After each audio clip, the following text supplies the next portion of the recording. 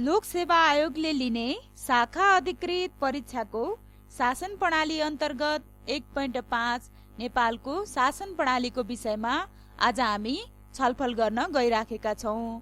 साथीहरू, यसभन्दा अगाडि हामीले बनाएको भिडियोमा शासनका आधारभूत पक्ष, अवधारणा, सन्दर्भ, विशेषता र शासनको राजनैतिक र प्रशासनिक संरचनाको विषयमा छलफल गरिसकेका छौं। राज्य सञ्चालनको विधि, प्रक्रिया, पद्धति र संरचनाको योग नै शासन प्रणाली हो। यो राज्य सञ्चालनको परिपाटी हो।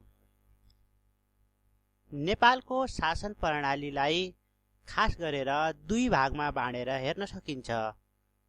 संविधानविहीन अवस्था र संविधानबाट निर्देशित व्यवस्था।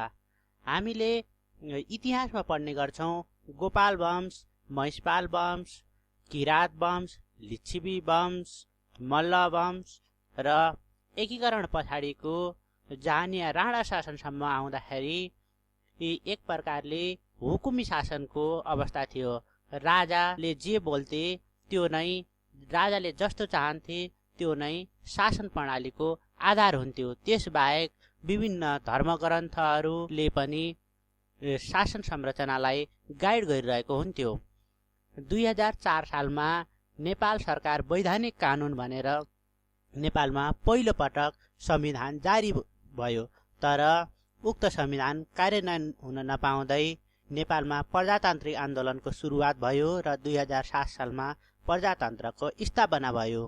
प्रजातन्त्रको स्थापना भइसकेपछि नेपालको अन्तरिम शासन विधान भनेर संविधान जारी भयो। त्यो नै नेपालको पहिलो कार्यान्वयन भएको संविधान थियो र त्यो संविधान अन्तर्गत नेपालमा संविधान सभाको निर्वाचन मार्फत संविधान बनाउने भनेर परिकल्पना गरिएको थियो। त्यसैले त्यस संविधानलाई अन्तरिम संविधान भनियो, किनभने फुल फ्लेजको संविधान चाहिँ संविधान सभा, त्यति बेला विधान सभाबाट ल्याउने भनिएको थियो। तर दुर्भाग्यवश त्यति बेला संविधान सभाको निर्वाचन हुन पाएन।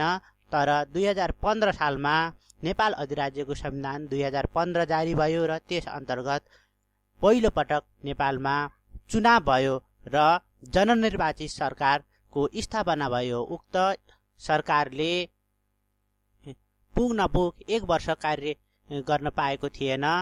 राजा महेन्द्रले कु गरेर उक्त प्रजातान्त्रिक सरकारलाई विस्थापित गरेर पञ्चायती व्यवस्थाको सूत्रपात गरे। 2019 सालमा पञ्चायती व्यवस्थालाई सुदृढ गर्नको निम्ति पञ्चायती संविधान जारी गरियो र 2046 सालको जनआन्दोलनले उक्त व्यवस्था खारिज नगर्दासम्म उक्त संविधान पनि र उक्त संविधानले बनाएको शासन प्रणाली अन्तर्गत नै राज्य सञ्चालन भएको थियो।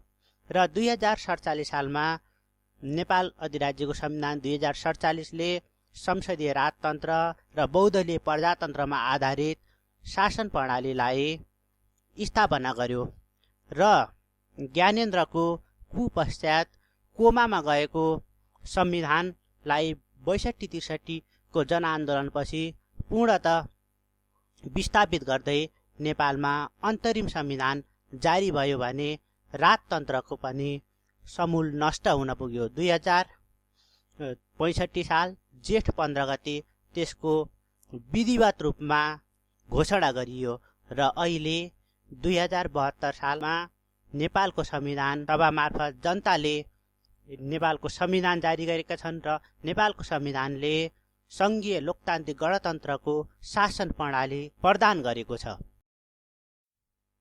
अब हामी नेपालको शासन प्रणालीको विशेषताको विषयमा छलफल गर्न गइराखेका छौं।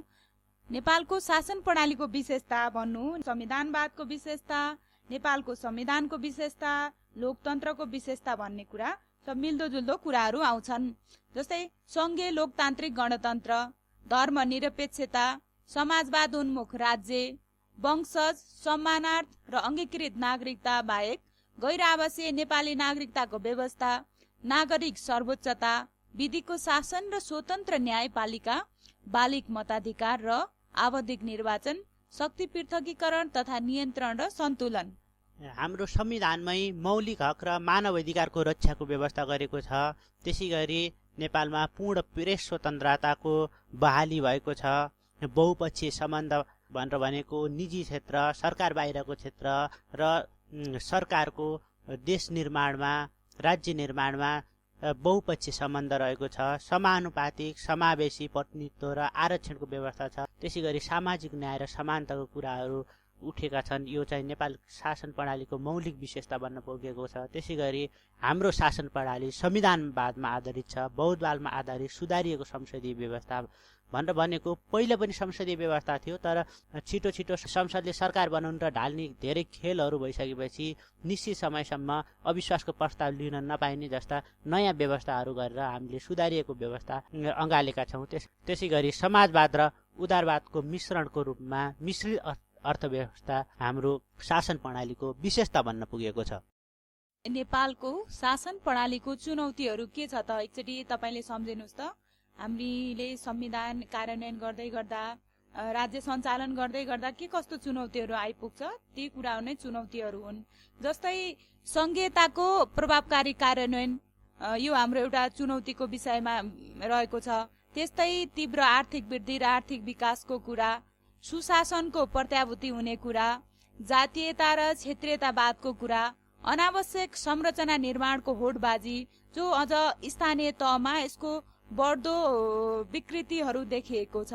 अब हामी एकात्मक राज्यबाट संघात्मकमा गइसकेपछि विभिन्न प्रदेशहरू छन्, विभिन्न स्थानीय सरकारहरू छन्। उनीहरूको बीचमा स्रोत साधनको बाँडफाँड र अधिकारको बाँडफाँडमा द्वन्द्वको अवस्था आउने हो कि। त्यसै गरी सन्तुलित विकासको कुराहरू पनि अर्को चुनौतीको रूपमा रहेको छ। हामीले संहितामा गएर सबै प्रदेशहरूको, सबै स्थानीय तहहरूको त्यहीँको सरकारले विकास गर्ने त भन्यौँ, तर साधन स्रोत सबै ठाउँमा एक नासको छैन।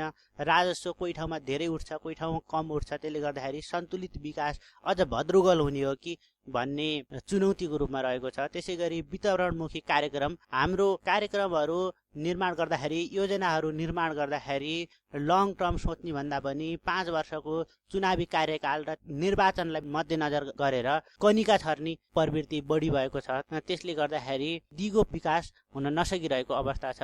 त्यस्तै गरी धार्मिक द्वन्द्वको सम्भावना, हामीले के भन्यौँ भने हामी पहिला हिन्दू अधिराज्य भनेर भनेको थियौँ भने अहिले धर्मनिरपेक्षता भनेर भनिसकेपछि कतिपय धर्म परिवर्तनका कुराहरू पनि आइरहेका छन् भने हिन्दू समुदायको मानिसहरूलाई क्रिस्चियन बनाउने यस्तो यस्तो आइसकेपछि हिन्दू समुदायको वकालत गर्ने कतिपय पार्टीहरूले फेरि हिन्दू राज्य हुनपर्छ भन्ने जस्ता कुराहरू पनि उठाइरहेछन्। यसले एउटा प्रकारको द्वन्द्वको अवस्था सिर्जना हुन सक्ने पनि अवस्था देखिन्छ। त्यसै गरी कर्मचारी समायोजनमा देखिएको असन्तुष्टि, हामी संघीयतामा गइसकेपछि राजनीतिक प्रणाली मात्र होइन, प्रशासनिक प्रणाली पनि 3 तहमा समायोजन हुनपर्ने अवस्था आयो। पहिला एकीकृत केन्द्रीकृत कर्मचारीको रूपमा रहेको केन्द्रीकृत निजामती सेवाबाट कतिपय कर्मचारी साथीहरूलाई प्रदेशमा, कतिलाई स्थानीय तहमा समायोजन गरियो र त्यहाँ विभिन्न प्रकारका असन्तुष्टिहरू देखिँदै आएका छन् भने कतिपय स्थानीय तहले केन्द्रले पठाएका कर्मचारीहरू हाजिर गर्न नदिने, फिर्ता पठाउने त्यस्तो पनि समस्या देखिरहेको छ। यसले नयाँ प्रणालीलाई कार्यान्वयनमा लैजानेमा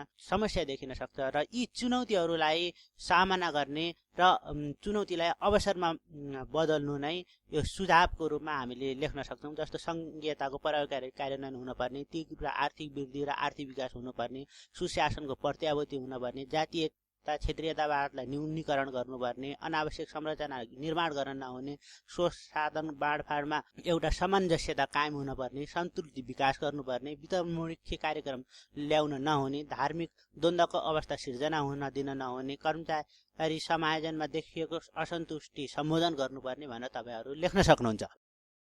अब हामी निष्कर्षमा पुगेका छौँ। शासन प्रणाली भनेको राज्यको शक्ति र स्रोतको प्रयोग मात्र नभई राज्यको संयन्त्रलाई प्रभावकारी ढङ्गले नागरिकको सेवामा उपयोग गर्ने संयन्त्र पनि हो। शासन प्रणालीको विकासको छोटो अवधिमै एउटा कार्यान्वयनमा नआएको र 6वटा कार्यान्वयनमा आएका संविधानहरूले निर्देशित गरेको भिन्दै प्रणालीहरूको प्रयोग भइसकेको छ।